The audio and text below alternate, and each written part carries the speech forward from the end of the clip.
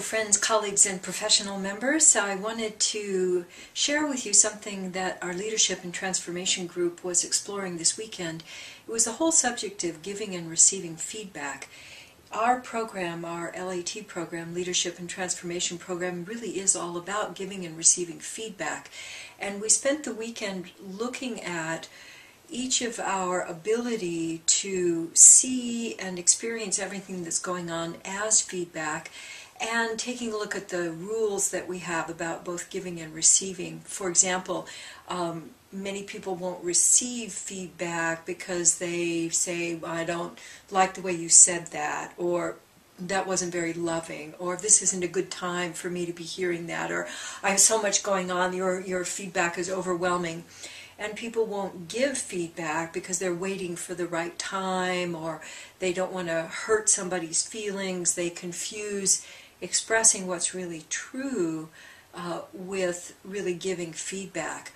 And we used a very cool tool. We were using the Process Constellation, which we've written about in one of our books, which I can't remember right now which one it is. I think maybe it's Lasting Love. But in any case, we take a look at getting so easy with how feedback is delivered that you're able to both recognize your defensive habit. So, for example, I would go into a kind of misunderstood, and what it would do is take me away from actually being able to receive, integrate, and maybe toss something back from the feedback to be able to get the wisdom or the gift in the feedback.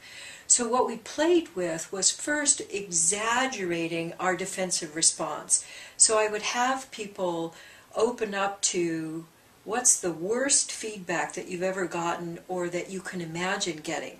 And then I would have their partner give them that feedback really full on with all of the attitudes and gestures and emphasis. And then I would have them exaggerate their response so that they could bring it out of the woodwork, really get familiar with it, and to start to play with it rather than taking it so seriously.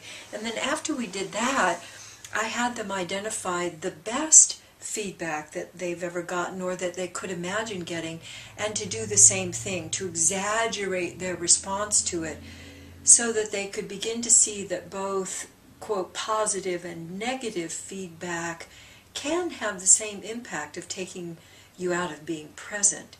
And then we tried out something that I want to really recommend to you and to your clients, which is when the feedback would come, to drop into what's something I can reveal, what's something present in me that I can reveal, and what's something else going on in me that I can reveal, until there is a flow of energy through me and ability to respond. So if someone says to me, for example, you're not very articulate, are you? And my first response would be kind of a, and what I'm aware of is a little hotness in my cheeks, and a pressure in my chest, and just a little wispy sadness, and I'm remembering that I couldn't really ever communicate as clearly as I wanted to my dad particularly.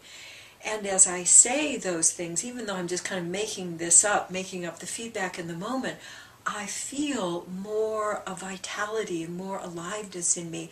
And I find that so exciting that you can use revealing, which I think of as the big gateway. Revealing leads to everything else. Your commitment to being transparent, to looking inside with curiosity and then communicating that, that's the big bridge to magic, and it leads to everything else. Being able to take responsibility, being able to really interact and collaborate with other people, and really being able to appreciate the moment-to-moment possibilities.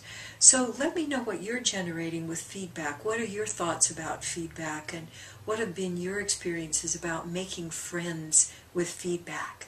Thanks a lot.